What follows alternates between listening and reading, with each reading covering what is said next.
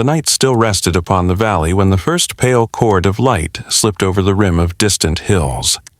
Mist lay low, close to the earth, breathing in the same rhythm as the soil itself. There, half hidden among brush and tilted stone, the first farmer stirred. He rose as though the darkness had granted permission, limbs uncurling with the slow certainty of roots testing new ground. His hut of woven reeds and mud still clung to fragments of nocturnal quiet, but outside, the land whispered its invitation, soft, endless, familiar. If you've been walking these quiet fields with me tonight, stay a little longer. There is always another story, waiting like a seed beneath the soil. You can plant your own thoughts in the comments. I'll tend to them with care. And if you wish to return, you need only follow the path back here, like the sun finding the same horizon every morning. Subscribe, and the gate to this little village will always be open for you. Now, let's get back to story. He paused at the doorway, steadying his breath to match the cool hush around him. A single star lingered in the paling sky, and he nodded to it, a silent rite, before stepping onto dew-slick earth. Beneath his bare feet, the ground felt tender, almost warm despite the hour. In his right hand he carried yesterday's branch, stripped smooth and fire-hardened at one end. Not a weapon, only a promise to the waiting field. With his left, he brushed a thumb across a leather pouch suspended at his hip. It held seeds, emmer wheat, einkorn, a scatter of barley, saved from harvests long gone, each grain polished by time and hope.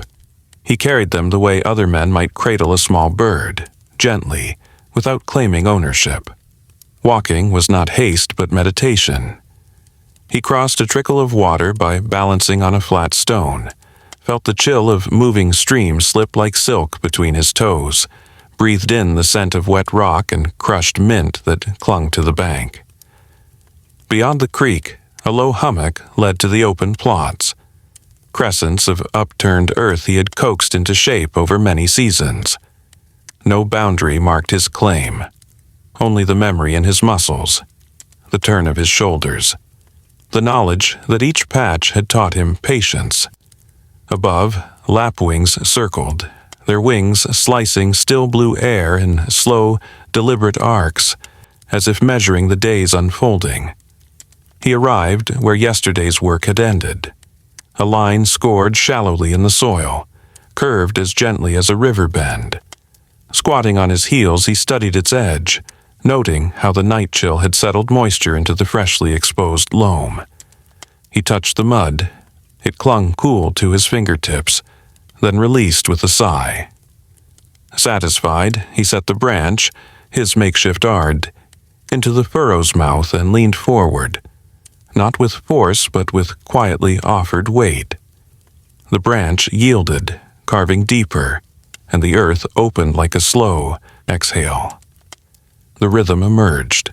Press, breathe, draw, step, press, breathe, draw, step, each motion softened by the hush of dawn. A jay called twice from the cedar ridge, then fell silent, as though even its curiosity was meant to be hushed today. Time slipped its usual measures. Perhaps an hour passed, or perhaps none at all, before a milder light pooled across the field, and the farmer straightened. Sweat traced his temples, cooled by a whispering breeze. He closed his eyes, feeling the weight of air shift from night's silver to morning's gold. The scent of crushed fennel drifted from somewhere unseen, and in it he inhaled an old memory, his father's voice, low and steady, saying the land is older than any hunger. He placed his palm flat on the ground beside the new furrow, as if greeting an elder, then rose again, rolling his shoulders in slow circles to ease the ache that comes from honesty of labor. Opening the pouch, he pinched 3 grains of einkorn between thumb and forefinger. Their tiny hulls held more than food, they held possibility. He did not cast them into the furrow. No, not yet. Instead, he lifted them to eye level, letting them find the dawn. Light slid across their curved backs, and for a breath he merely watched. Then, without explanation even to himself, he slid the grains back into the pouch. Some seeds were ready to become plants. Others were meant for something else, something he could sense only as a quiet tug behind the ribs, a space not yet named. The sun climbed. Shadows shortened. Birdsong gathered like thin threads and wove itself into a soft canopy overhead. Insects began their muted orchestration among young stalks of wild rye that fringed the field. The farmer walked the edges, stooping now and again to pull a stubborn root, to loosen a clod, to whisper apologies to a startled beetle. He worked as the wind worked, never in haste, never entirely still. When his body asked for rest, he eased himself beneath a fig whose leaves fluttered like slow applause. There, he unwrapped a parcel of dried pulses, soaked overnight in stream water, and ate in silence. His jaw moved methodically. Taste was secondary to nourishment, and even nourishment held less importance than the simple ritual of pausing, breathing, existing. From that spot he overlooked a slope where, seasons ago, he'd built small stone platforms to slow the rainwater's rush, allowing soil to drink deeply. It had felt like conversation, those platforms, question and answer between man and hillside. Now they waited in neat tiers, moss softened, ready for another storm. He studied them a long while, thumb idly tracing the rim of his eating bowl. Perhaps he should have planted there this year, perhaps not. A man cannot speak every sentence in one breath. The land, too, must be given pauses to remember itself. When the heat nudged him upright again, he returned to the unfinished furrow. This time he reached into the pouch for barley. Larger grains, heavier in the hand. He began to plant 3 at a time, spacing them with measured care. With each deposit he brushed soil back, covering not the life but the longing within. Soon his thoughts drifted far ahead, to the hush of evening when seedlings would first appear weeks from now, to the quiet crunch of future harvest, to the hush again when chaff would scatter and fall. Each stage felt as present as the breath he drew. Past and future overlapped, both bowing to the moment's steady heartbeat. Occasionally he glanced toward the far boundary, where the field surrendered to tall grasses and then to forest. He had glimpsed forms there before, sometimes deer, sometimes travelers bearing woven packs or clay jars. On rare mornings, a child sat among the reeds, knees drawn up, eyes reflecting sky. Today, that edge lay empty, though not absent of presence. He sensed watchers unseen, the land itself weighing his movements, the air curious about every motion. He continued sowing, letting the silence remain unbroken. By midday, the sun floated high, its warmth gentle rather than fierce. Clouds drifted like unhurried boats, their shadows gliding over furrow and foot alike. The farmer wiped his brow with the back of his wrist, smearing a thin arc of dust across skin. He uncorked a gourd of river water, drank until breath met fullness, then poured a final trickle onto the ground in silent gratitude. Water and earth accepted one another with a faint hiss. Birds nearby fluttered down for stray insects stirred by the damp spot. Nothing was wasted. Every gesture fed another gesture. As afternoon stretched, he finished the last row and stood, surveying the pattern. Parallel lines, gentle arcs, a geometry of patience. He exhaled through parted lips, and in that breath felt himself as temporary as any stalk he'd just hidden. Yet he also felt ancient, stitched into soil by choice and by chance. He traced a slow circle in the air with the branch hoe, then rested its tip on his shoulder, ready for the walk back. Before leaving, he knelt and pressed a palm to the untouched pouch. Many seeds remained within, some destined for tomorrow's furrow, some to remain unburied, waiting for a purpose other than bread. The journey home began while light still filled every crease of the valley. Passing the young fig, he paused, sensing the afternoon settle like silt in clear water. A soft rustle came from beyond the shrubs, a possum, perhaps, or a breeze teasing dry reeds. He listened, lingered, then moved on, content to let uncertainty remain gentle. Near the stream, he stooped to rinse the sweat from his temple, watching ripples distort his reflection until face and sky became one trembling image. When he straightened, droplets clung to his lashes, refracting sunlight into miniature dawns. He reached his hut as shadows began their slow descent from hillside to field. Inside, the clay hearth still held the faint warmth of last night's embers. He knelt, coaxed them awake with dry straw, and fed the timid flame a thin sliver of wood. No supper simmered yet. Instead, he placed the pouch of remaining seed on a low shelf made of willow branches and clay. He regarded it for a long breath, eyes half-lidded. Then he turned away, not locking it, not hiding it. The hut's door was a woven mat, the wall a promise of mud and time. Any creature seeking shelter or hunger could find its way through, should it need to. Dusk approached on silent sandals, and with it the hush that arrives when day's tasks no longer press. He sat outside, back against sun-warmed clay, knees drawn close. Across the valley the field lay dimming, furrows now gray lines under violet sky. Crickets began their faint rehearsal. From deeper in the forest, an owl offered a single note, then stayed silent, as though clearing its throat for later songs. The first farmer let his eyes half close. He was not drifting into sleep, merely letting the world blur at the edges, as painterly shapes rather than distinct objects. In that half-light, thoughts settled like birds easing onto calm water. He remembered his father again, tall in memory, voice quiet as wind in barley, telling him that generosity is a seed with no predictable harvest. He had been too young to understand then, measuring worth in handfuls of grain and fullness of belly. Now he saw the wisdom in not knowing. A seed given to soil becomes a plant. A seed given to a stranger becomes a story, traveling farther than roots ever could. He smiled at the simplicity of it, though he still felt the mystery resting like cool stone beneath the smile. Night thickened. Stars flowered one by one, faint candles in a vast hall. He rose, stretched, and stepped inside the hut.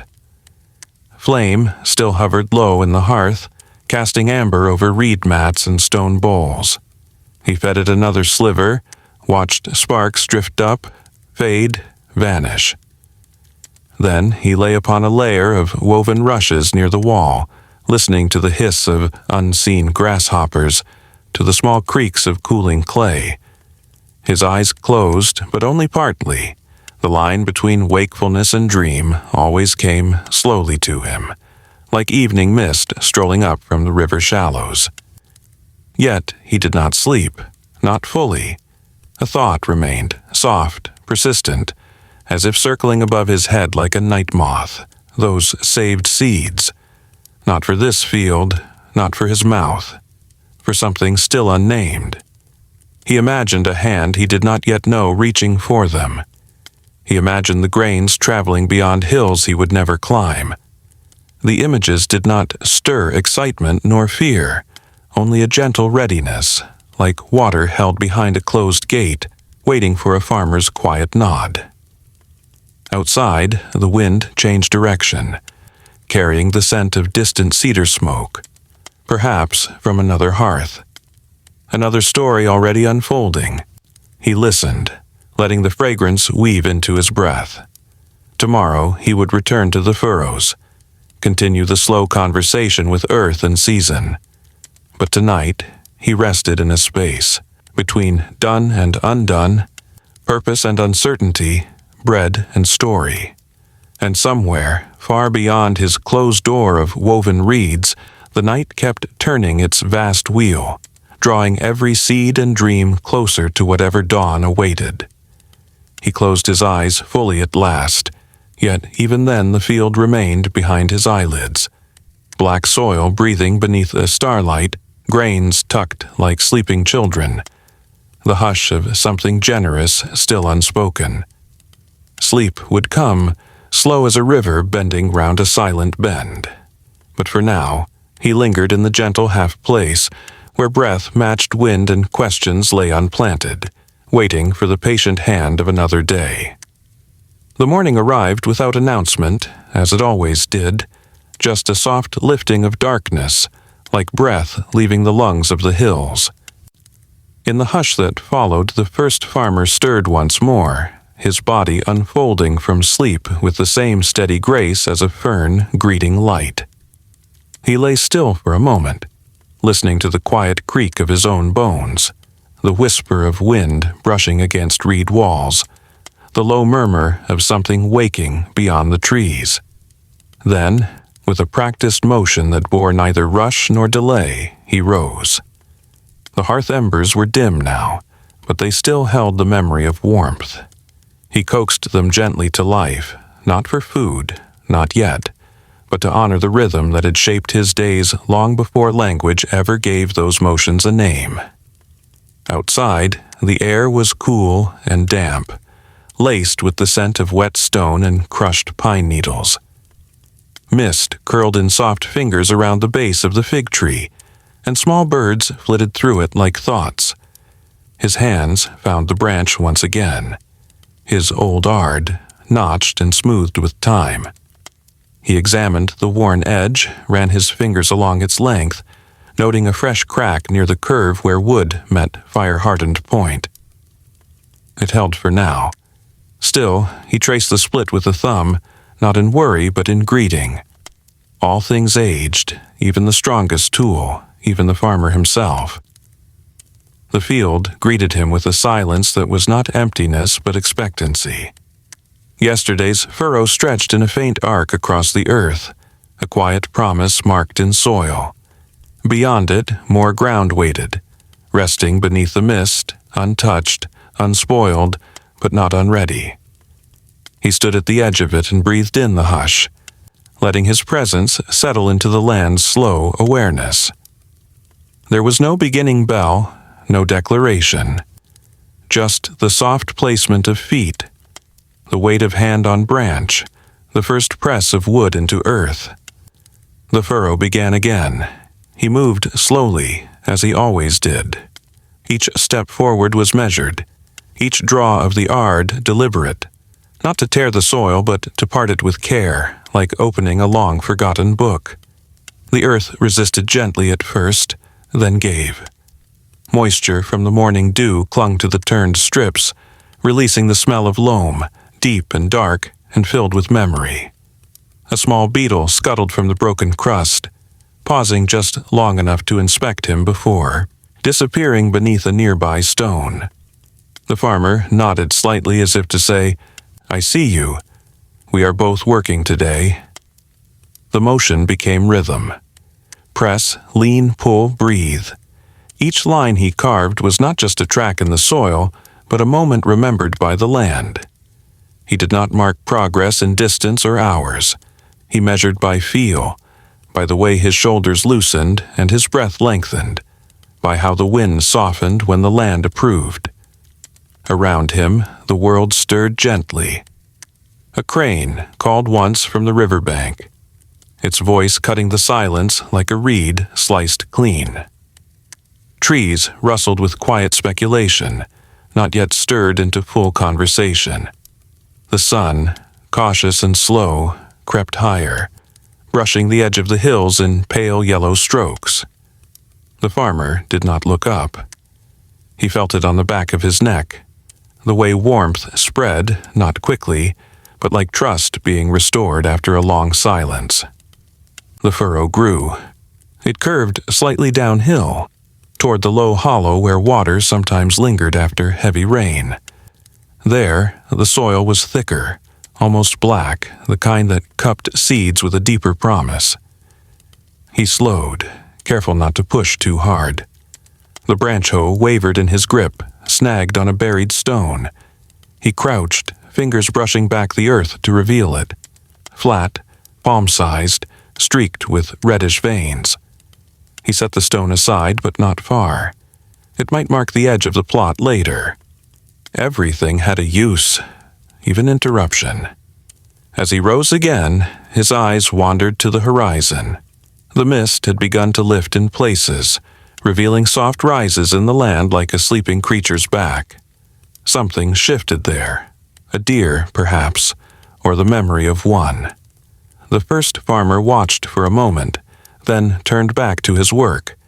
Not everything that moved needed to be named. He worked until the sun sat just above the trees, casting long shadows across the rows behind him. His breath was deeper now, his hands dark with soil, his muscles quiet beneath the weight of labor. He rested the ard against his shoulder, tilted his head toward the sky, and listened. No sounds of urgency, no distant cries, only the world breathing around him, vast and slow.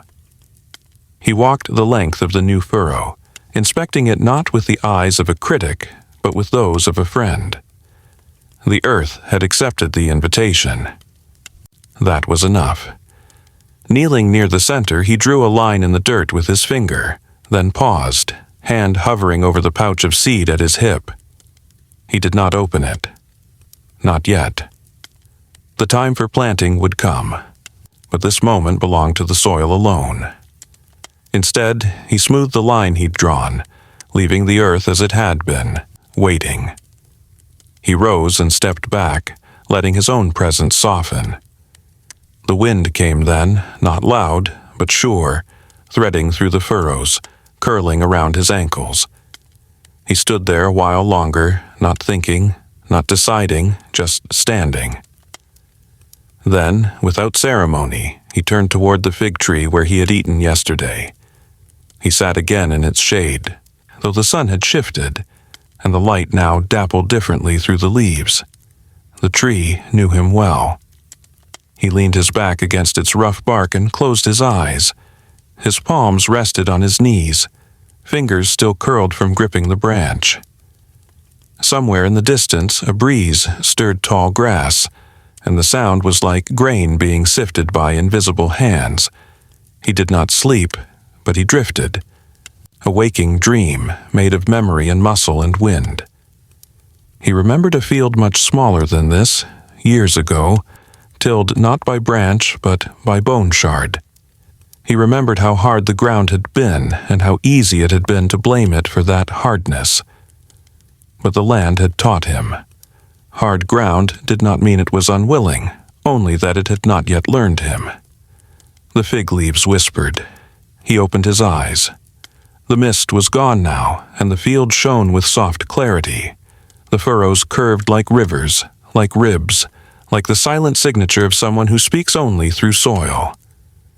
A crow landed nearby, tilting its head at him. It called once, loud and sharp. He answered by reaching into his pouch and tossing a few old kernels onto the grass. The bird approached slowly, its steps curious, then pecked once, twice, and flew off with the third. The first farmer smiled, not at the crow, but at the moment. Giving needn't always make sense. Some seeds were meant to fly. The sun tilted farther west, and shadows lengthened. He stood once more, dusted the soil from his tunic, and walked along the rows. In places, the earth still resisted slightly. Small stones, hardened roots, the gentle hum of boundaries not yet erased. He made note of them, not with judgment, but with awareness. Tomorrow he would return. Tomorrow he would lean into those places more softly. At the far edge of the plot, where the last furrow curled like a question mark, he paused again. He looked out toward the tree line, and for the briefest breath thought he saw a flicker of movement, small, low to the ground. Not a deer, not a crow. Perhaps nothing. Or perhaps watching. He did not wave. He simply turned, as if he had seen only the wind. Walking back felt different, not lighter, not heavier, just fuller, like carrying water in both hands and knowing you will not spill. The branch hoe rested against his shoulder like an old companion. His feet followed a trail, worn smooth by repetition and softened by moss. At the stream, he stopped, removed his shoes, stepped into the water. Cold kissed his skin. He bent low, cupped his hands, and let the stream pour across them. The water was clearer than yesterday, flowing faster now. A good sign. He stood in it longer than usual, letting the current draw soil from his ankles, sweat from his skin, thought from his mind. When he returned to the hut, the sun was just folding itself into the far hills, its last light catching the reed walls in amber glow. He set the hoe inside, near the hearth, and laid the pouch of seed beside it. There was food to eat, yes, but later. For now, he sat outside again, facing the direction he'd walked all morning. The furrows were no longer visible in the dusk, but he knew where they were. He felt them in his spine, his knees, his palms. The stars arrived one by one, like seeds scattered across the night sky. Some would grow into dreams. Others would simply shimmer and pass. Either way, they were enough. He leaned back, hands behind him, the earth cool and forgiving beneath. The long furrow stretched behind him now, not just in soil, but in story. A line drawn without rush, without claim, just an offering. Tomorrow he would return, not to finish, but to continue. And so, the night held him as the field did, quietly and completely. The wind brushed through the fig leaves. A single moth circled the doorway. Somewhere in the tall grass, something watched. And the farmer, without knowing exactly why, felt a small warmth settle inside him, like the promise of a gift not yet given, like the soft breath of soil remembering the hand that touched it. The morning came with a hush so soft it might have been mistaken for stillness, but it was not still. It was the quiet kind of movement that belonged only to the world before full waking. The tiny stirrings of leaves warmed by the first golden sighs of light. The slow opening of flowers that no one planted. The secret rustle of a fox making its way home from the hills.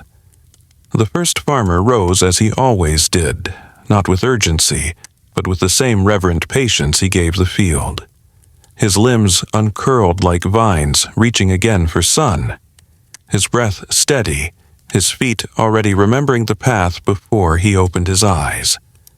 The fire had cooled, leaving only a curl of smoke that drifted lazily upward from the hearth's mouth. He stirred it with a flat stick, feeding it a small twist of dry grass. Flame took the offering slowly, quietly. He did not rush it. While it grew, he drank from the gourd that always rested near his sleeping mat. River water, caught and carried without much thought. Some mornings, he wondered how long the river had flowed. Longer than memory, certainly. Perhaps longer than language itself. As the hut warmed, he stepped outside and let his eyes travel. The light was new, soft and yellowed like old thatch. Birds began their conversations in low, uncertain phrases, as if they too were still waking. He stretched his arms toward the sky and then let them fall, palms open. The earth smelled of dusk that had not entirely left, cool and faintly sweet, like moss beneath stone. A small wind played with his tunic, lifting its edge before releasing it. Somewhere behind the ridge, he could already hear the field asking for him. But today, he did not go to the furrows. Not immediately. Instead, he knelt by the shelf near his doorway, where a pouch of seeds waited in the half-light. He opened it with care, the way one might lift the lid of a memory, and reached inside. The grains shifted under his fingers. Familiar, warm, slightly rough, like old paper or dried skin. His hand moved through them slowly, selecting not the fullest, not the heaviest, but the ones that spoke to something quiet in him. 3 barley grains, 2 small emmer, one that might have been spelt, but he could not say for sure. He placed these 6 aside. He did not know why he chose these. There was no sign or reason, only a soft knowing, like the tug of thread beneath fabric. He had learned to trust that feeling. Long ago he'd tried to name it, to explain it to the others. His brother, before he vanished across the river. His mother before her silence. His friend who once planted only in perfect rows. None had truly understood. They had called him overly cautious, dream-prone. But he had watched the way seeds grew, how some leapt eagerly toward sky while others waited, sometimes a whole season late, only to bloom when no one was looking. Life, he had learned, did not always announce itself. Sometimes it asked to be set aside. He wrapped the 6 seeds in a fold of cloth and tucked them into a small woven basket. Not the pouch he wore to the field, not the one he opened daily with a farmer's habit. This basket was different. Its fibers had been soaked in elder bark, made sturdy by time. It lived on the highest shelf in his hut, beside the carved stones and bits of shaped bone he no longer used.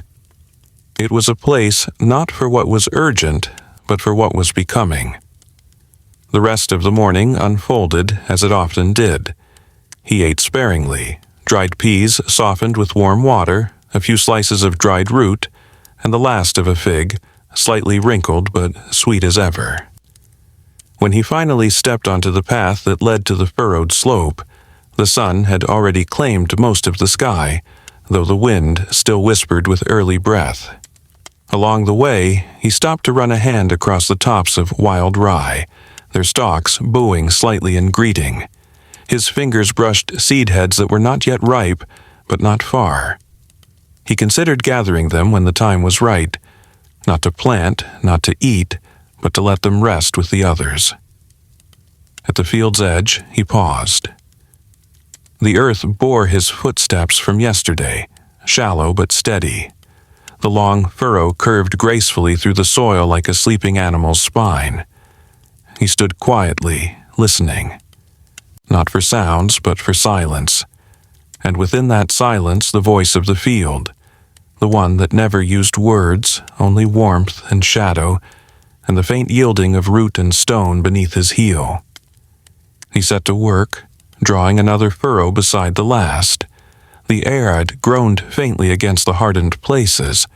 In softer soil, it slipped easily. He followed the natural bend of the land, never forcing the shape. To force a furrow was to teach the seed impatience, he had once said. No one had disagreed aloud, but they had smiled the kind of smile people offer when they don't understand and don't wish to try. As the line lengthened, he imagined each space where seed would fall. He knew, of course, that these seeds were no different from the ones in his pouch. They did not carry names or thoughts or futures within them, only the blueprint of something old and silent. Yet still he imagined, not dreams, not exactly, just small pictures. A child crouching near the first shoot, brushing soil from its fragile neck. A stranger holding a single stalk of grain, turning it in his hands as if reading a message.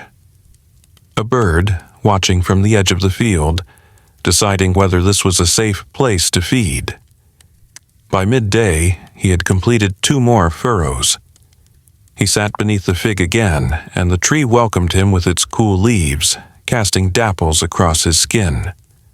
The same crow returned, or perhaps another one. It landed nearer this time, waiting. He broke a piece of root and tossed it gently. The bird hopped forward, cocked its head, then pecked once before flying off in a rush of black feathers. He watched its shape disappear into the open blue and thought of the 6 seeds he'd set aside that morning. Not every grain was meant to go into the earth right away. Some needed to be watched. Some needed to wait. He thought of his mother then, not as she had been at the end, but younger, laughing with a reed basket in her lap, sifting seed from chaff with slow hands. She used to say that a wise farmer always keeps a secret seed, one no one else sees, one no one else knows. It was not superstition, it was reverence, an offering to mystery, to possibility. He leaned his head against the tree and closed his eyes. The wind passed over him like a quiet song, rustling his hair, stirring the grasses at his feet. When he opened his eyes again, the light had shifted, grown warmer. Shadows reached longer across the furrows. The land was changing again, softly, as it always did. He stood and walked the edge of the plot, inspecting each row with a gaze that was more sensing than seeing. Everything was as it should be, and yet there was something beneath the surface, something not yet spoken. He bent to touch the earth. His fingers pressed into the soil, not deeply, just enough to feel its breath. The warmth there told him all he needed. It was ready. It would take what he gave it, and it would also take what he would not give. The seasons always found a way to reach into every corner of his life. Back in the hut, as the sky deepened into violet, he climbed the small shelf and retrieved the woven basket. He opened it slowly, carefully, and stared at the 6 seeds. They had not changed, not in the way people mean when they speak of change, but something about them felt different now, as if the act of setting them apart had stirred them into quiet attention. He did not speak to them. He was not that kind of man, but he thought without sound that perhaps they would wait, that they would know when the moment came, and that when it did, they would remember his hands, and the hush of this night, and the silence between wind and breath. He placed the basket back on the shelf and stepped outside once more. The stars had gathered overhead, quiet and unhurried.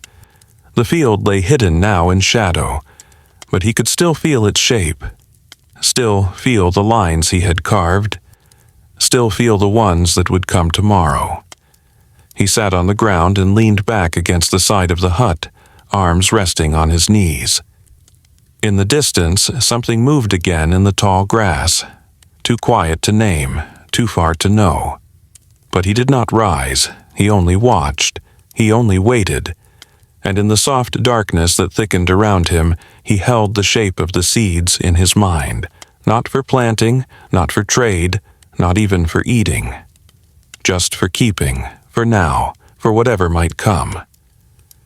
There had once been a rhythm to the sky, not always predictable, but dependable in its own quiet way, like the way a stream deepens in the night, or the way trees lean toward morning. The first farmer had grown used to watching that rhythm, the way one watches the breath of someone sleeping. But in the season that came now, the sky changed. Not with thunder, not with storm, not even with heat. It simply withheld.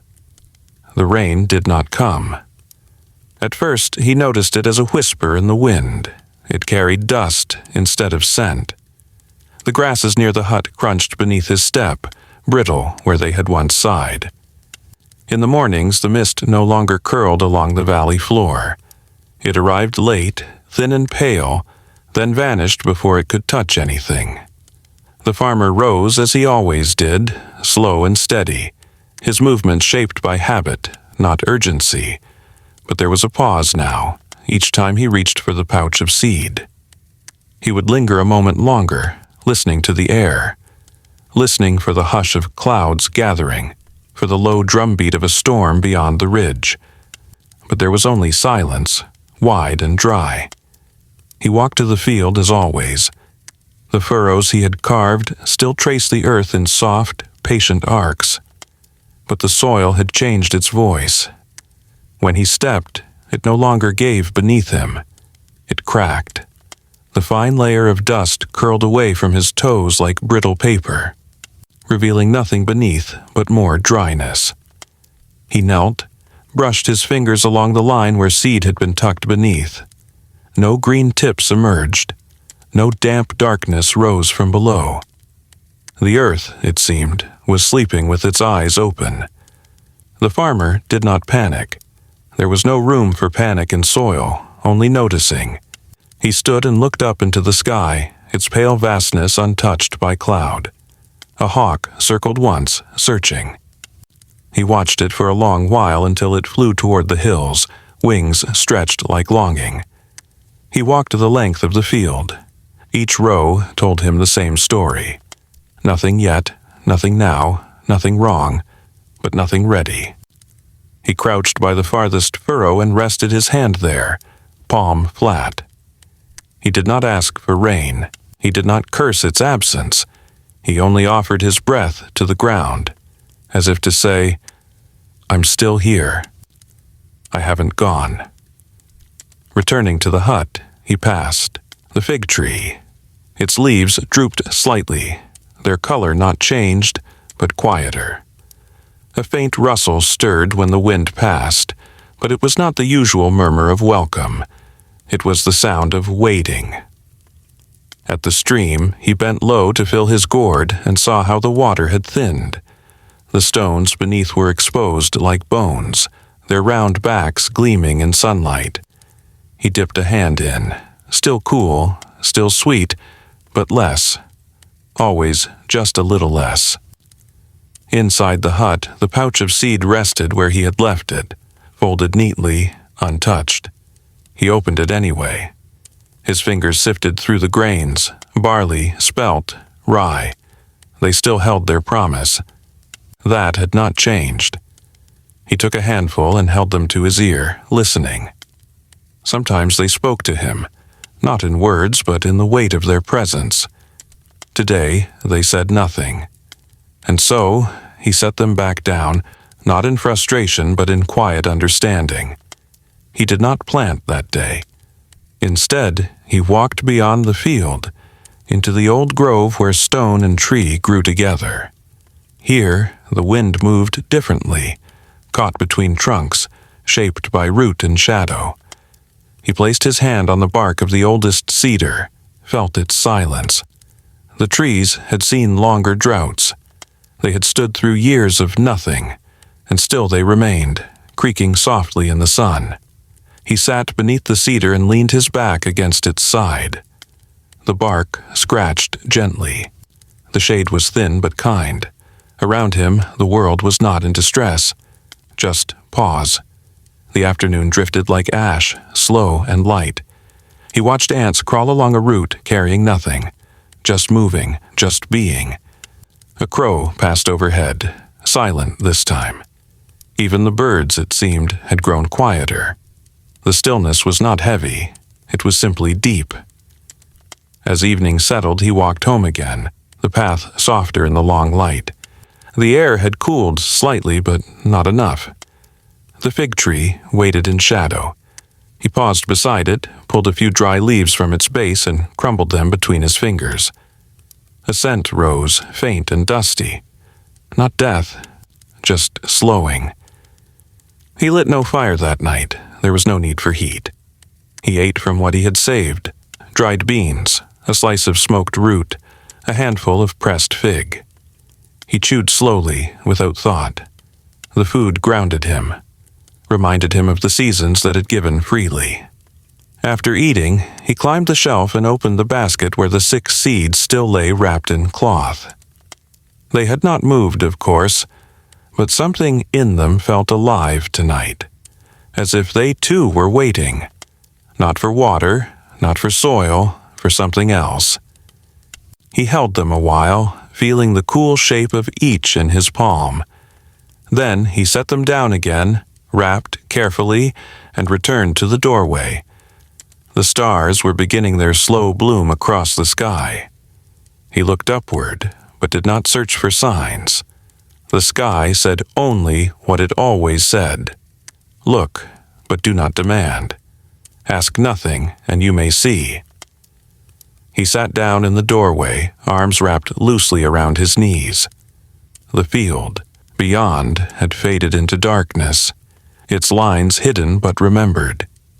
He could feel them, the same way he could feel the beat of his heart without placing a hand to his chest.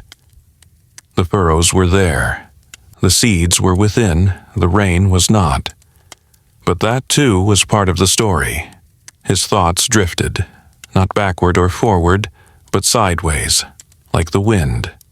He remembered a time, early in his planting years, when he had scattered seed too soon. The soil had still been frozen beneath its soft crust, and nothing had risen.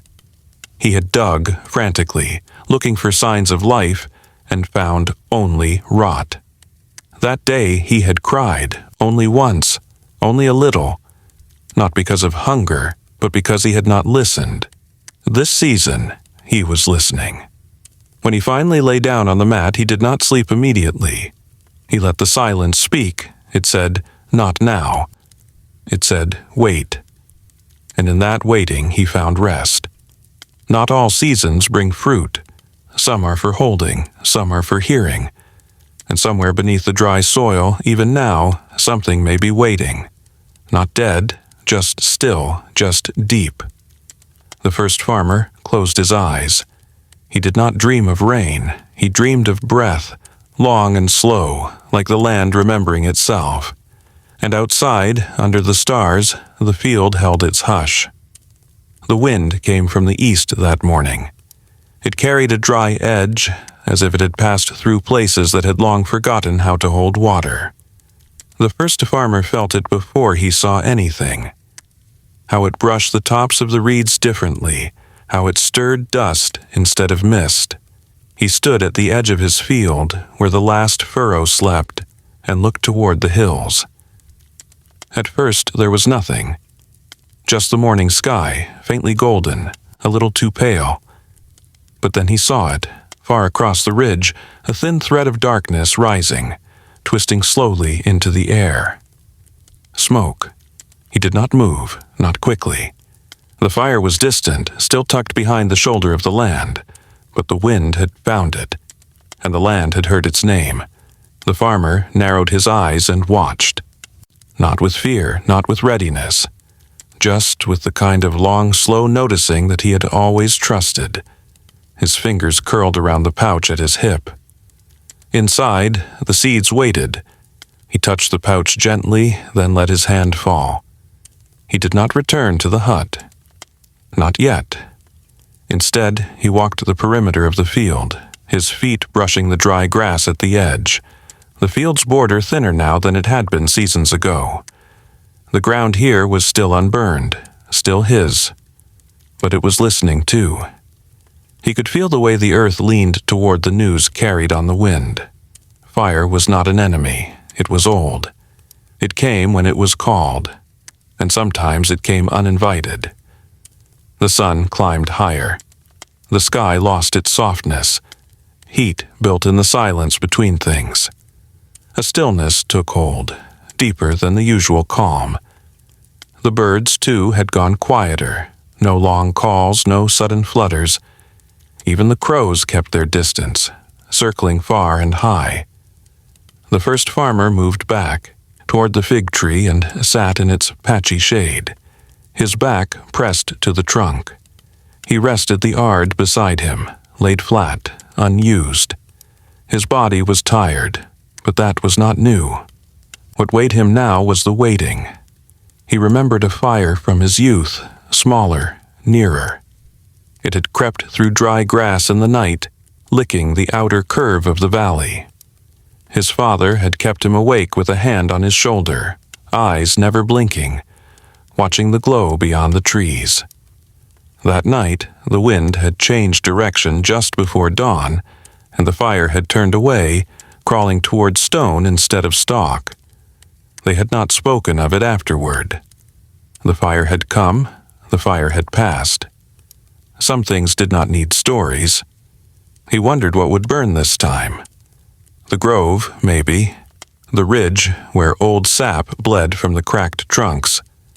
Perhaps the stream's bank, if the fire crossed the narrow footbridge.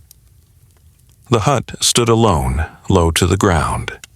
its walls woven with dry reed and coated in mud. It would not fight, it would only surrender. And what of the field? He thought of the seeds he had planted. Most had not risen. The rain had not come, and now the sky offered only heat. Still, under the dry crust, some roots might be dreaming. Could fire reach them there? Could they feel it?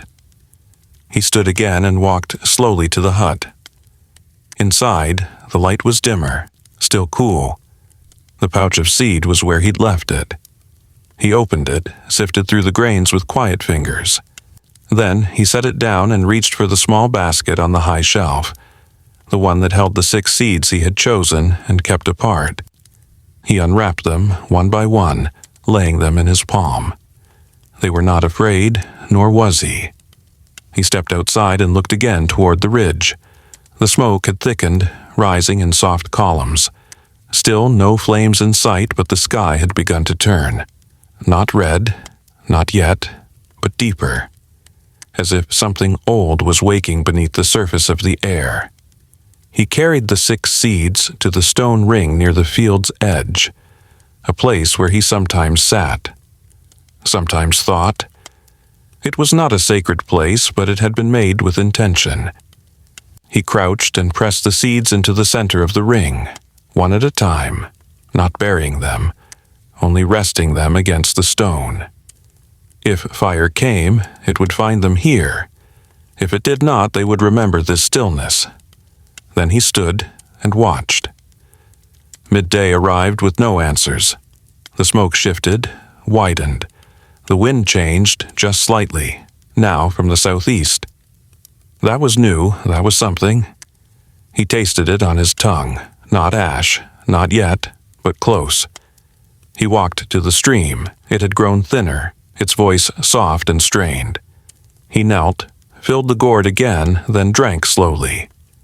As he rose, he noticed a shimmer near the edge of the reeds, movement, a form, crouched low, a child or shadow. He did not call out, he only watched. The figure did not move, but something passed between them, a glance perhaps, a knowing. Then the form slipped away, back into the grass. He stood very still for a long time, not confused, only reminded. Others were watching too, others were waiting. Back at the hut, he gathered what he could carry without hurry, the pouch, the basket, the firestone, a length of dried root, his gourd, his reed mat. He did not pack, he did not prepare. He simply moved with the knowledge that change was walking toward him, slow and steady, wearing the scent of heat. As the sun sank low, a new color bled into the sky, deeper orange, brushed with smoke. He climbed the ridge behind the hut and looked once more toward the hills. This time, he saw flame. It moved like an animal, low to the ground, tongue flicking, shoulder wide. Trees flared in sudden bursts, then settled into glowing bones. He watched the fire dance along the far slope, not fast, but sure. It did not race, it claimed. Wind carried sparks ahead of the blaze, teasing dry grass, coaxing it toward surrender. He did not panic, he did not run. He sat on the stone at the top of the ridge and let the night come. Around him, the land held its breath. The stars tried to shine, but the smoke dulled their shimmer. Still, they remained. Even the fire could not reach them. Below, the field waited. The seeds beneath the soil did not move. The 6 above the ground held still against the stone. The hut stood silent, its walls breathing the heat with dignity. He closed his eyes and felt the warmth against his skin, even from this distance. It was not cruel, it was simply what it was. He would stay through the night, not as a guard, not as a hero, just as a witness. Fire had a voice too, and the land deserved to be heard. Somewhere to the west, a single bird called out, not in fear, just to say, "I am here." And so was he. The wind shifted again, just slightly, not enough to change the course of fire, but enough to remind him that nothing stays in one direction forever. He opened his eyes and looked again toward the flame. It moved steadily now, drawing nearer, reshaping the horizon. Tomorrow would not be the same, but tonight was still his, and the field was still the field. The seeds were still seeds, and the silence was still sacred. He stayed until the stars disappeared behind smoke, until the night grew full and warm and wide, until the ground beneath him trembled, not from fear, but from remembering. And when he rose, slowly, with ash clinging to his sleeves, he knew. The story was not ending, only turning, like fire, like seasons, like the slow, steady breath of soil, waiting for rain, waiting for return. The morning after the fire felt different, but not ruined. The light came slower through the smoke, gentler somehow, casting the land in a hush that felt both worn and waiting. The first farmer stood at the top of the ridge where he had watched the flames all night. Below him, the world had changed, not in destruction but in tone. Colors dulled by soot, outlines blurred by ash. The trees near the far hill were blackened but not gone. The wind had shifted just enough. The field still lay there, sleeping in its furrows, and the hut, though touched by the breath of heat, remained whole. The basket inside, the seeds on the stone, the mat where he lay, none had fled, and neither had he. He walked back slowly, feet soft over scorched soil and brittle stems. Where once grass had bent green and tall, now it stood brittle and dark. Yet he did not see loss. He saw space. Fire had cleared what time alone could not. The land had been scoured, not erased. Beneath the thin crust of black, life waited. The 6 seeds he had placed on the stone were still there. A few flakes of ash clung to them, but they remained untouched by flame. He brushed them clean with a slow hand, then cupped them in his palm and held them close. The wind moved around him, thin and dry, but it carried no fear. Just breathe. Just breathe. Later that morning, he sat beneath the fig tree again. Its lowest leaves were singed, curled at the tips, but the higher branches still reached for the sky. He leaned his back against its trunk and drank from the gourd. As he rested, he watched the edge of the field, where the tall grass had once thickened into reeds. It was thinner now, the fire having cleared the cover, and through it he saw her again. She stood near the ash-colored thicket, a small form with knees slightly bent, one arm drawn close to her chest. A child. Not new to the land. He had glimpsed her before, had felt her presence like a breath at the edge of memory. But this time she did not slip away. She stood still, watching him from a distance too wide for words, too close for forgetting. He did not move. He did not call to her. He only turned his eyes back toward the field and let her stay there, hovering like a question that did not need an answer. The birds began to return in the warmth of the mid-morning. A finch hopped close to his feet, then darted away again. The breeze stirred the soot across the furrows. Still, the child remained. When the sun reached its highest point, he stood, not to go to her, but to work. The land, even scorched, still asked for hands. He took the yard in both palms and walked to the upper furrows, the ones untouched by fire.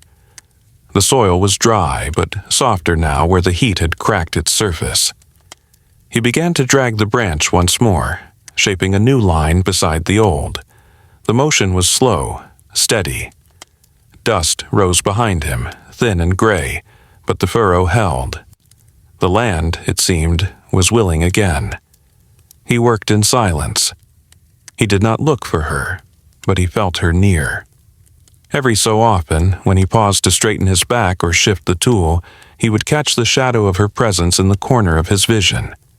Always just beyond. Always just enough. At some point he rested, not because he was tired, but because it felt right. He sat at the stone ring again, the one where he had left the seeds. They now rested in his pouch, kept close. He sat and listened. To the wind, to the birds, to the silence of soil. And then, with a slow turn of his head, he saw her again. This time, she was closer. She stood no more than 10 paces away, small and barefoot, her hair tangled with bits of grass and ash. Her tunic was torn at one shoulder. She held nothing in her hands. Her eyes, dark and quiet, looked not at his face but at the field. He nodded. Once. Not to greet her, but to say, "I see you." She did not nod in return, but she did not leave. He looked down at the furrows again, at the soil, lined and waiting. Then he stood, took a single step toward the field, and without looking back began again. The ard pressed into the earth. The line grew longer, and the wind carried dust across his shoulders. He did not wait for her to follow. He did not ask. But when the shadow shifted near his side, and he saw the small prints trailing behind his own, he did not stop. When he heard the soft crunch of her steps, when he sensed her crouch near the edge of the last row and run her fingers through the dust, he did not speak. He simply moved forward and let her choose the rest. They worked like that for the rest of the afternoon. Not together, not apart. Her hands did not touch the ard, nor his hers. But their shadows crossed more than once. Her movements were small, touching leaves, lifting clumps of soil, brushing ash from the green tips of stubborn shoots that had somehow survived the heat.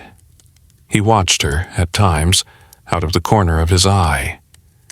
She was not wild, but she was not tame either. She moved like someone who belonged to the place, but not to the moment. Like a memory stepping into its own echo. When the sun dropped low again, turning the sky from ash to gold, she rose without a word. She stood still for a moment, then stepped back toward the tall grass where the fire had not fully reached. She turned once, just her head. Their eyes met briefly. He did not smile, nor did she, but something passed between them, something quiet and unfinished. Then she disappeared into the reeds. He stood for a long time after that, watching the place where she had vanished. The wind moved in slow circles across the land. The crows had returned to the high branches. The stars, faint but patient, were beginning their bloom. That night, he sat by the hearth but did not light it. He unwrapped the cloth that held the 6 seeds, looked at them again, turning each one between his fingers. Then he added a 7th, one he had plucked from the edge of the field earlier that day, where she had crouched, brushing her hand along the soil. A seed that had been overlooked, almost left behind. But now it joined the others, wrapped in soft cloth, tucked into the basket. Outside, the air was cool, the wind soft with smoke that no longer threatened. The land rested. The field waited. And far off, somewhere in the folds of the dark, he imagined small feet stepping over stone, fingers brushing leaves, eyes still fixed on the furrows. He closed his eyes, letting the quiet take hold. The story was no longer his alone. The earth had noticed someone else. The days that followed passed in softened time. The smoke had cleared from the hills, leaving the sky wide and clean again. The field, though blackened in places and silent in others, began to shift beneath the surface. Not visibly, not yet. But the first farmer could feel it. A faint loosening, a breath held just a little less tightly than before. Morning came with birdsong again, scattered and unsure at first, then more certain. Even the reeds by the stream had begun to rustle like they once did, not in warning, but in greeting. He woke before the light rose and moved through the morning quietly. His hands gathered water from the stream, crushed herbs for the pot, laid dry leaves on the fire. The hut creaked softly behind him as the cool wind passed through the woven walls. It was an ordinary day in every way except for one. Today, he would eat less. He had been setting a portion aside, little by little. Not because he lacked enough, though enough had never been more than a word stretched thin, but because a small voice in him, shaped like ash and memory, had begun to suggest it. It was not a command nor a habit, just a soft knowing, like the shape of a root underfoot, felt but unseen. The grain he set aside was not the broken kind, nor the bitter. It was the best. The ones that caught the light when he sifted them. The ones that whispered as they slid through his fingers. He placed them in a bowl of fired clay and covered them with a smooth stone, kept cool in the corner of the hut. Each morning he added a handful. Each evening he did not look at it. He didn't know what he was saving for. That morning he walked to the field with only a small portion in his pouch, enough for a single row. He had already turned much of the soil again since the fire, reshaping the lines where the furrows had collapsed into themselves. The earth felt thinner now, more delicate under his hands, as though it remembered the heat.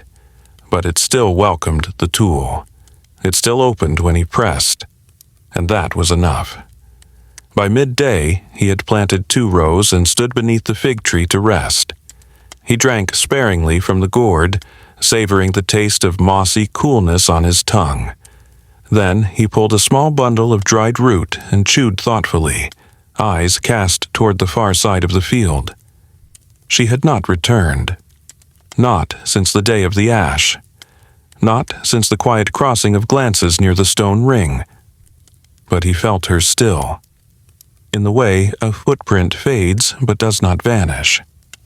In the way the wind moved differently through the eastern reeds, bending but not breaking. Her presence lingered. Perhaps she had only come to see if he would stay through the fire. Perhaps that was enough. He reached into his pouch and fingered the remaining grain. He could have eaten them. Could have soaked them in stream water and warmed them with pressed root and stone. But instead, he tipped them into his hand and walked to the ring of stones. The same ring where he had left the 6 seeds. Now empty, now just a place again. He knelt beside it and slowly scattered the grain, not as offering, not as symbol, just as something done because it felt right. The wind carried some of the kernels a little further than the rest. A crow circled once above, then wheeled away, uninterested for now. He stayed kneeling, hands on his thighs, and looked toward the place where she had stood. The grass there was longer again, unburned now, whispering again in the morning breeze. He thought about the bowl at home, the clay bowl resting beneath the stone, hidden in the cool corner of the hut. The grain inside it. The grain he did not eat. That evening, he cooked only a thin soup from dried roots and the last of the wild peas. It filled his belly, but only barely. Still, he felt no hunger. Something else filled him. A weightless fullness, like warmth that settles between the ribs. He moved slowly, gently, as the fire faded to embers. Then he uncovered the bowl. The grain inside shimmered faintly, caught in the fading firelight. It looked almost golden in the glow. He did not count the kernels, did not measure. He touched them with the tips of his fingers, stirred them gently once, then covered them again. Before sleep came, he stepped outside. The air was clear, the stars were near. He stood at the doorway, bare feet on the packed earth, and waited. No sound came from the reeds, no figure stepped into the light. But in the stillness, he heard something else. A presence, not near, not far, simply there. And so he went back inside, and the grain remained uneaten, and the night turned without asking for anything in return. The tool had been with him for many seasons. The old branch, split and shaped by fire, carved with notches where his fingers belonged. It had followed the turn of every furrow since before the child's shadow first brushed the edge of his field. But on this day, as the sun lifted slow and soft over the hills, and the first farmer pressed the ard once more into soil, he felt something different in the wood. A strain, a whisper of fatigue where there had once been strength. He paused mid-drag, rested the point in the dust, and leaned his weight against it carefully. A small sound followed, a dry, low crack. The handle had split near its base, just above the burned tip. He lifted it gently, as one might lift a bird with a broken wing. The split ran clean, nearly invisible unless one looked closely, but he felt it. The tool was tired. He sat beside the brake for a while, knees folded beneath him, hands resting on the branch as if to reassure it, or perhaps himself. The field was still, save for a crow high above, wheeling silently. The soil waited. The wind passed softly. He traced the crack with one finger, remembering the first season he'd used this same ard to turn a frost-hard soil under a sky fat with snow clouds. He had thought then that the branch would last a single harvest. And now, so many sunrises later, here it was. Still strong enough to split slowly, not shatter suddenly. He carried the broken ard back to the hut with quiet steps. The path felt longer today. Each stone, each dip in the trail held his attention in a way that suggested farewell. Once inside, he leaned the branch against the wall, then sat beside it. His fingers, stained with earth, opened the small pouch at his side. Not for seed this time, but for the slender bone knife he kept wrapped in hide. He unfolded it slowly, ran a thumb across the edge, still sharp. From the corner he brought forward another branch, one he had taken seasons ago from a fallen elder tree near the stream. Weathered, curled slightly, strong but unshaped. He had kept it for no particular reason, only that it had felt like it might become something. He laid both branches side by side, the broken and the waiting, and studied them without hurry. Outside, the day moved without rush. Birds sang only in short calls. A squirrel paused in the fig tree, blinked once and continued. The world around him did not notice the change, but the first farmer did. He set to work not as a craftsman, but as a listener. The new branch needed shaping, not forcing. He carved slowly, letting the grain reveal itself. Each cut was shallow, deliberate. He paused often to run his fingers along the smoothed curves, testing their weight, their memory. As the sun reached its peak, he stopped to eat a simple meal. Wild peas softened over warm stones, a pinch of salt ash from burned roots, a thin strip of dried fruit. He ate with the new tool across his knees. The broken one remained by the wall, resting. He would not burn it. Not yet. It had earned rest, not fire. The afternoon stretched long.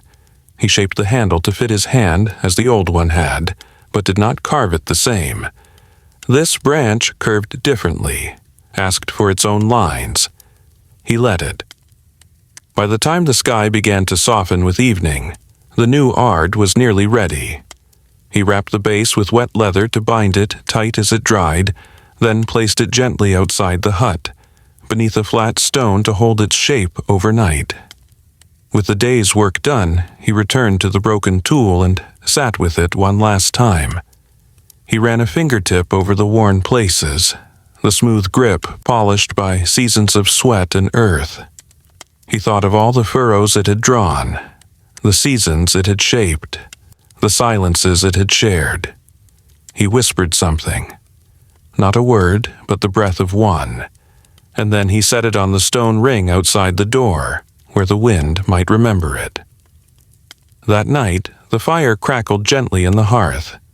He unwrapped the basket of saved seeds and added a new one, a small grain he had found lodged in the bark of the old ard that morning. It had not fallen out even as the tool broke. He placed it beside the others, then closed the cloth. The quiet in the hut felt heavier than usual, but not sorrowful, just full. In sleep, his dreams moved slowly. In one, he walked through a field where each furrow sang a different sound. In another, the child stood beneath the fig tree, holding the broken tool, running her fingers over its notches. She looked at him and nodded, not in farewell, but in understanding. He woke just before dawn, the image of her hand still in his mind. Outside, the new ard waited beneath its stone. The leather had dried, stiffened just enough. He lifted it, tested the weight, different, but right. He walked to the field under the first light. Mist touched his ankles. The soil, still marked by yesterday's lines, greeted him like a familiar breath. He pressed the new tool into the earth. It resisted gently, as all tools do when first learning a hand. Then it gave. The furrow opened. Behind him, a shadow moved, not his own. He did not turn. He simply dragged the line further. And the child, silent as ever, stepped to the edge of the field and watched. Not as stranger, not as guest, as witness. The tool had changed, the hand had not, and the soil, always waiting, welcomed both. The mist returned before dawn, thick and low, curling around the base of the fig tree and drifting like memory through the furrows of the field. The first farmer stood barefoot at the edge of his home, the new ard in hand, the last embers of the hearth still warm behind him. The air was cool, not with coldness, but with a kind of gentle pause, as though the world itself was not yet certain what the day might bring. Dew clung to every surface, leaves, stones, stalks, and turned the morning into a quiet, glistening hush. The field was hidden now, not gone, just veiled by breath. He moved carefully along the path, his feet knowing each bend without the need for sight. Mist does not blind, it simply asks for slowness. And so, he gave it slowness. Each step a greeting, each pause a question answered only by silence.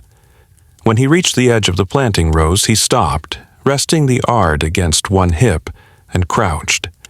The soil beneath his palm was soft with moisture, the kind that sinks into skin and makes the skin remember water. Good for seeds, good for breath. He pressed a fingertip into the soil and brought it to his lips, tasted the minerals, the hidden life. The field was waking again. And then he saw him. A figure, distant but not far, standing just where the mist grew thickest. Not moving, not hidden, but not trying to be seen either. The form was tall, wrapped in layers of woven cloth that clung damp to the arms, the shoulders, the knees. No animal followed him, no burden hung from his back. Just a man, a stranger. The first farmer did not rise, not right away. He remained crouched, eyes steady, letting the shape stay where it was. The stranger stood like someone waiting not to be invited, but to be accepted. The stillness between them stretched long. Then, without a sound, the stranger stepped forward. Only once, then stopped.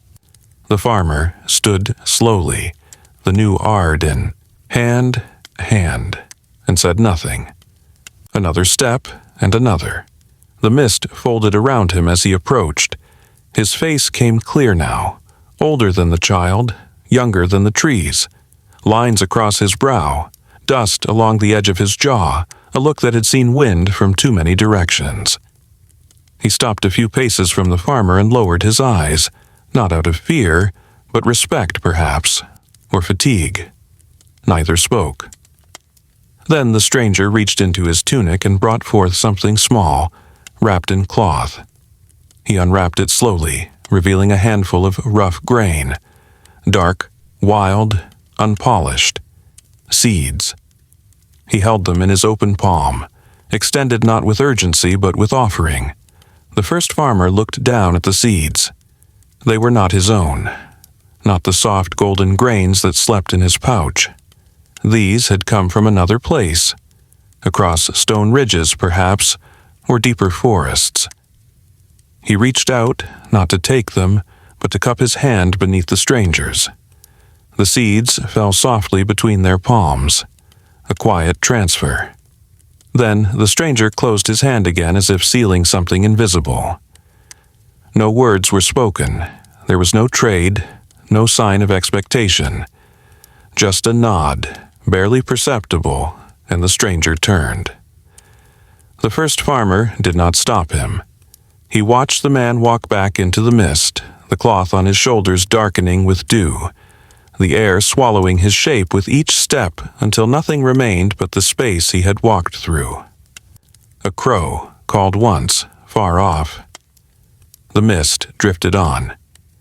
The farmer looked down at the seeds in his hand. They were rough, uneven, still carrying the scent of the journey. He closed his fist gently around them, then turned back to the hut. He did not go inside. Instead, he knelt by the stone ring and opened the basket, the one that held the 7 seeds now. Slowly, he added one more. 8. He did not count them aloud. That evening, when the mist had long since lifted and the sun had traced its arc through the sky, he sat beside the field with the new ard resting at his side. The earth had accepted the new tool, though it still responded to it differently. He had carved 3 new furrows that day, each shallower than the last. Not because he grew tired, but because he sensed the seeds might not need depth. Just attention. As he watched the light fade, he remembered the stranger's face. Not fully, but enough. The quiet around his eyes. The silence that came not from lacking words, but from having no need for them. The kind of silence that grows things. He turned the wild seeds over in his mind as night fell. What they might become, he could not know. But that was the nature of all seeds, not to answer, only to become. The days after the mist felt sharper. The air had cleared, the sky deepened its blue, and the wind now arrived without the scent of ash or the hush of travelers. It carried no weight, only weather. The first farmer rose early, as always, with the sun still crouched below the ridgeline. His feet found the path before his, thoughts did, and his hands reached for the ard the way they might reach for a sleeping child. Gently, with long memory. He stepped into the light before it had fully formed, and the field met him without question. The soil had changed again. Not in ways most would notice. Its color remained dark, its scent still full of old roots and rain, but in the way it pressed back. It had hardened, just slightly, as though the earth had drawn inward, asking for pause. The farmer, too, paused. He set the ard aside and knelt in the middle of the farthest furrow, tracing the soil with open palms. Then he pushed his fingers beneath the surface and felt what had been waiting. Stone. It wasn't large, just broad enough to resist.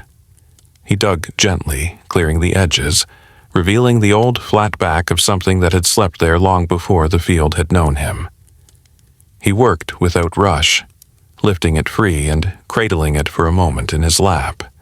The stone was worn smooth by time, pocked here and there by the memory of water. It had lived through ice, heat, silence. He stood and carried it to the edge of the field, placing it beside another. Not a pile, not a wall, just a resting place. He returned to the furrow and continued. The soil pushed back again, and again he listened. More stones followed, some small as fists, others longer, shaped like the curves of old tools. One by one he carried them to the edge, laying them in a line that curved gently beneath the old fig tree. He did not think of purpose, only balance. The land did not need clearing, it needed care. He did not remove the stones to make room for seed. He moved them because the soil had asked to breathe. By mid-morning, his arms ached. But it was the good ache, the kind that settles deep in the bones like warmth. He rested on the slope of the field, where grass had begun to regrow, faint and hesitant. There, he drank from his gourd and let his mind soften. He closed his eyes not to sleep, but to listen. Footsteps, not heavy, not close, but there. He opened his eyes and turned slowly. She was back. The child moved along the edge of the field, barefoot, holding a reed in one hand and tapping it softly against her thigh. Her eyes were on the stones. She stopped near the line he'd laid, crouched beside them, and ran a finger along one, then two. She did not speak, but her presence was not silent. She was a question shaped like patience. He stood and walked to her without hurry. She rose to meet him, not stepping back. They looked at the stones together. Then she pointed, not to a particular one, but to the way they curved. He nodded, not as confirmation, as agreement. And then, with no word spoken, she picked up one of the smaller stones he had set aside and placed it near the curve's end. The line continued. For the rest of the morning they worked together, not side by side, but in rhythm. He uncovered the stones. She carried some of them. Others, she simply touched. Once, she took a large one and held it tightly for a long time, pressing her ear against it as though listening to something only the stone could say. He did not interrupt. When she was ready, she placed it carefully on the outer edge, where the soil dipped into shadow. They stopped only when the sun began to slide behind the trees. The line now curved almost in a full arc, like an open arm embracing the field's edge. The stones did not block anything. They marked.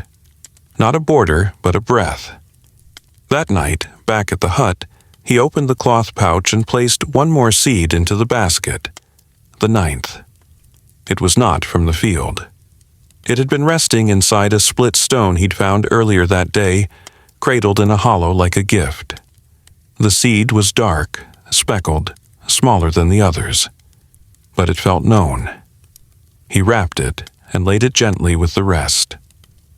Outside, the child did not come to the hut, but he sensed her presence nearby, near the stones, where the wind moved differently now, where something unspoken had begun to take root.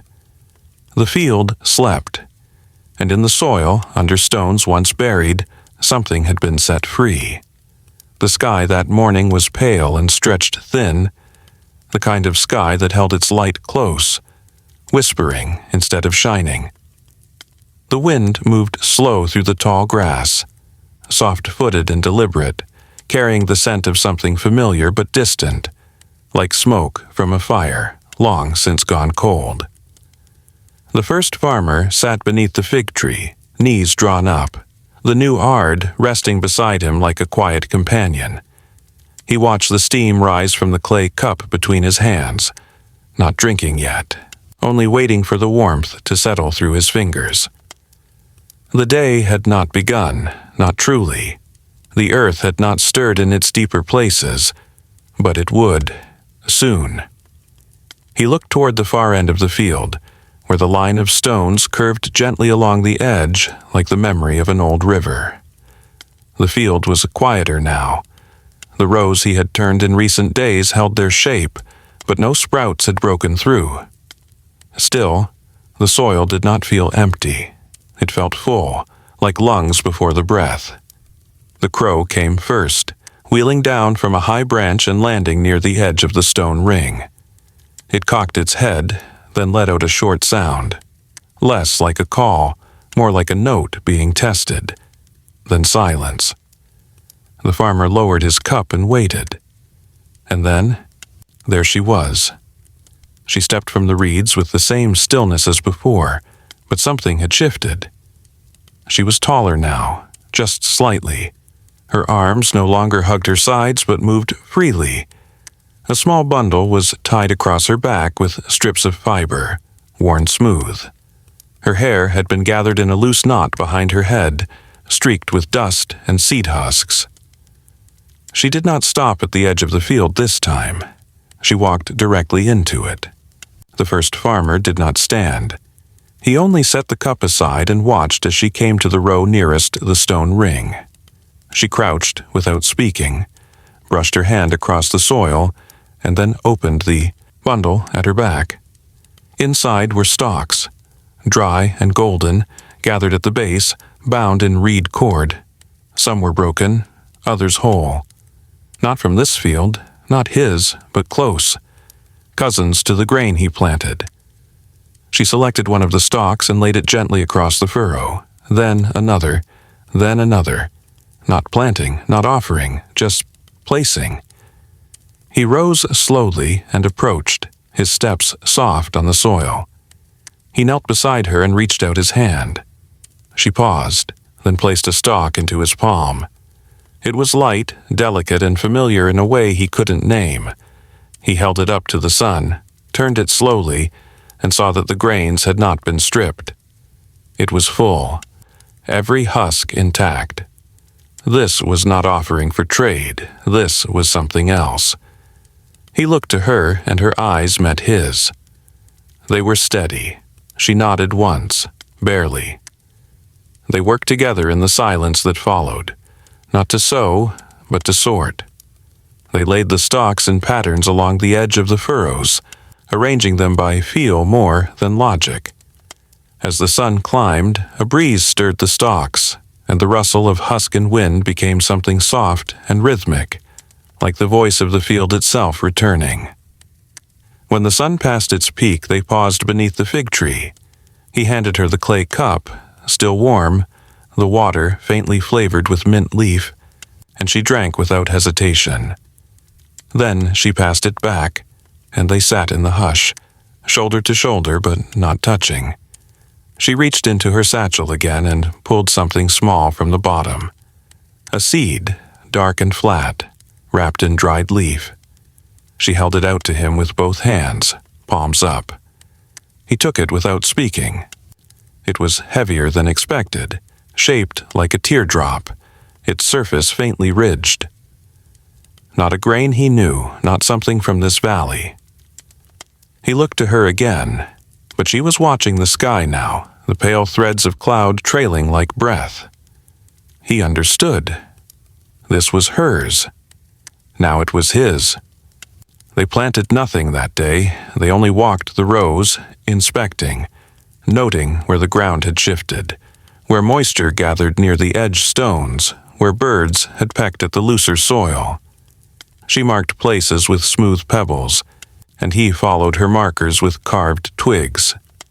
A language between them, unspoken but remembered.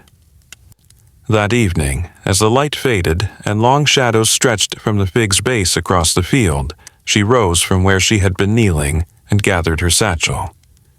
He did not ask if she would return. She did not say. She only placed her palm gently against the new ard, still leaning against the fig, and let it rest there a moment. Then she turned and walked once more into the tall grass. But she did not vanish quickly this time. She walked slowly, as if she knew he would watch until she was gone. And he did. Long after her figure had disappeared beyond the reeds, he remained beneath the fig, watching the place where her footprints had pressed into the soil. Not deep, but there, and lasting. That night, he opened the cloth-wrapped basket again and placed the new seed she had given him inside. The 10th. It felt different in the hand, as though it pulsed faintly with a rhythm not quite his own. He laid it beside the others and folded the cloth gently, sealing their quiet. Then he returned to the doorway and sat, watching the stars begin to rise. The night was cool, the wind quiet, but in the field something had shifted, not in the stalks, not in the soil, in the story. The rain began in the night, so softly that the first farmer didn't wake until the drops had already begun to drum lightly against the roof of the hut. He stirred beneath his woven blanket and turned his face toward the sound, still half in dreams. It was not the harsh rain of storms or the sudden downpour that broke branches. It was the kind that returned slowly, whispering first against the reeds, then deepening, then pausing as if to listen. When he finally sat up and opened the reed door to look out, the world glistened. The field was dark with moisture, the stone curve along its edge glimmering with threads of wet light. Every furrow shimmered. The fig tree, washed clean, held droplets along its branches like beads of morning. The scent that rose from the soil was rich, thick and full of breath. Not the dry breath of dust, but the full lunged exhale of land that had waited and was now finally touched again. He stepped barefoot into the rain. The earth accepted him instantly, his heels sinking just slightly into the loosened crust. The Ayard still leaned where he had left it. He touched its handle and let the rain fall across his arms, his hair, his back. He did not move to shelter. The water ran down his spine in small rivers, and he closed his eyes to feel the full weight of the season arriving. By the time the sun had climbed, the rain had faded to mist again. The sky remained gray but soft, the kind of sky that holds no sharpness. He set to work immediately. With the soil damp and open, each pass of the ard was smoother. The earth peeled back in gentle curls, folding like old parchment, revealing the dark, glistening underlayers where roots could now dream again. With each step, he pressed seeds into the furrows, some from his daily pouch, others from the small clay bowl he'd been slowly filling and setting aside. These were the ones he had not eaten, the ones he had waited for. He sowed them in silence, not in rows, but in arcs and small spirals, patterns that came to him like memory. The rain softened the soil, and the soil softened the pace of his body. It did not feel like labor, it felt like invitation. When he paused to drink near the fig, he noticed the child. She stood at the field's far edge again, no longer hidden in the reeds. Her feet were bare, her tunic darker now, damp from the earlier rain. Across her back, the satchel still hung, though it looked lighter. She didn't wave. She only stepped into the field, walked a curved path that wound through the outer furrows, and stopped beside him. They stood for a time without speaking. The clouds shifted above them. Birds gathered along the ridge, calling softly, as if confused by the season's sudden gentleness. Then, without a word, she knelt and began placing stones along a new line, not to divide, but to frame. She worked swiftly with grace, as if she already knew where each stone had always belonged. Together, they shaped a new section of the field, smaller, circular, marked not with furrows but with scattered seed and tiny flags made of bark and reed. She placed a stalk upright in the center, then stepped back. He watched her with quiet admiration. She had not been taught, but she remembered something from before. Later, when the light shifted into golden mist and the soil began to steam faintly from the warmth of it, they sat side by side and shared the last of his dried figs. He passed her the gourd, and she drank. Her eyes were quieter now, older. She handed him a handful of seeds, smaller, finer than grain, wrapped in leaf, warm from her palm. He understood. These, too, would wait. Some seeds were not for the earth, but for the hand. The season turned gently that month. Rain came and went in soft rhythms. Sunlight filtered through without harshness. Even the wind brought no warnings. The field responded with quiet urgency. Tiny shoots emerged, green, pale, reaching without noise. Each day more rose from the furrows, from between stones, from cracks left in the earth's skin. Not one was wasted. The fig bore fruit earlier than expected, sweet and swollen. Birds nested in the outer branches. The stream, once thin, filled with song again, and even the rocks felt less heavy when carried to the edge. The child came most days now, and sometimes others came too, a boy with shoulders narrow as bark. An old woman with a twisted ankle who watched from the grass but never entered. A man with a gourd of his own who said nothing, only left it near the stones and walked on. The field, once worked by a single set of hands, now held the quiet breath of many. The first farmer said little. He didn't need to. His feet moved slowly through the growing shoots.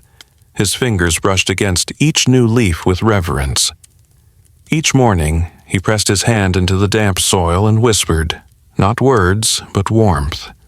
The seeds answered with color. At night, he added one more seed to the basket, the 11th. This one had not come from a plant, nor from a traveler. It had been found beneath the mat of his hut. A single kernel he had long forgotten, curved like a question, unbroken despite the seasons. He held it in the dark, turning it in his fingers, then laid it with the others, wrapped in reed and thyme. And in the distance, beyond the farthest stones, the season continued. Not harsh, not loud, just generous. The kind of season that gave more than it took. And for the first time in many turns of the moon, the first farmer no longer wondered what might not come. He only waited for what would. The season had grown heavy with color. Every corner of the field seemed to hum with life now, not just the soft shoots rising from the furrows, but the spaces between them, the cracks between stones, the footprints pressed into damp soil, the tender stems that leaned and reached for one another across the low wind. The first farmer stood at the edge of it all, his hands resting lightly on the top of his knees as he crouched to watch a beetle navigate the twist of a wild vine.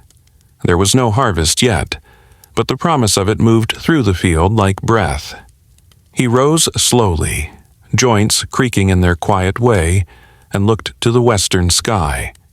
A child's laughter floated faintly through the fig leaves, and he turned, unsurprised, to see her again. Barefoot, arms streaked with dirt, a piece of broken stalk between her lips like a reed flute. She did not call to him. She didn't need to. She walked the boundary stones with long strides, pausing every few steps to adjust a marker, brush aside a fallen leaf, or run her palm over a familiar place. There were others now. Not every day, not in crowds and never loud. But they came. A boy with a crooked grin who watched the sky more than the soil. A woman with calloused hands who said nothing but pressed her thumb into the edge of a new sprout each morning, as if confirming it belonged. An old man who left lines of river mud near the hearth but always brought sweet root tucked into his tunic. No one stayed long, but no one left empty-handed either. Sometimes they brought grain, sometimes laughter. Once, someone left a shell full of salt beside the basket of saved seeds. The first farmer never asked them why they came, and no one asked him why he gave. The grain bowl was always full now, not from any single store, but from the slow, daily gathering of what he did not need.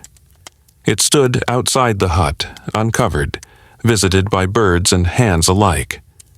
He watched it sometimes from a distance, and though he never saw who took from it, he always noticed when it had been touched. The soil near it was often disturbed. Small heel prints, wide toe marks, once even a curled reed bracelet left behind.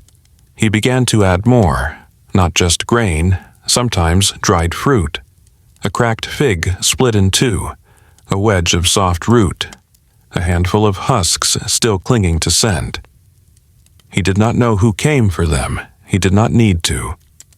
One morning, as he was tending the furthest edge of the field where the soil was more stubborn and the shoots more hesitant, the child came without sound and knelt beside him. She held a stalk in her hands, stripped clean. She tapped it gently on the ground, waiting. When he looked at her, she opened her palm and revealed 3 seeds, none of them his. He took them gently. They were rounded, glossy, almost black, and heavier than expected. He looked to her and she nodded once. Then she pointed, not to the earth but to the basket by the hearth. He understood. That night, After the sun had folded itself beneath the trees and the stars appeared without urgency, he opened the cloth and placed the 3 dark seeds inside. 12 now. 12 and waiting. He sat for a long time with the basket beside him, the fire low and steady. His hands moved without thought, smoothing the cloth, counting the shape of each seed. He had no names for them, no plan, only presence. Each one had arrived in silence, and each one had been accepted the same way. He had never expected thanks. He had never asked for anything in return. He gave because the earth had once given. Because when he was young, he had gone hungry and been handed a single gourd of grain by a stranger who said only, "Keep some for someone else." He gave because the grain in his hand felt lighter when passed. He gave because the bowl looked right when it wasn't full. He gave because sometimes, when he looked out over the field in the first light, he felt the presence of every hand that had ever touched this land. His father's, the girl's, the man in the mist, and it was enough. That night, just before sleep, he stood barefoot by the door and looked into the darkness. The bowl was there, half full. Wind moved over the top of it, brushing the grain like breath. In the trees, birds shifted in their sleep. In the basket, the seeds dreamed. And in the quiet, he heard a single footstep. He did not turn, he only smiled. If this story touched you, if the quiet gifts of this farmer meant something to you, leave a gentle thought in the comments and help this field grow. Like, subscribe. Rest well. And remember, the smallest seed given freely can bloom into something no one ever forgets.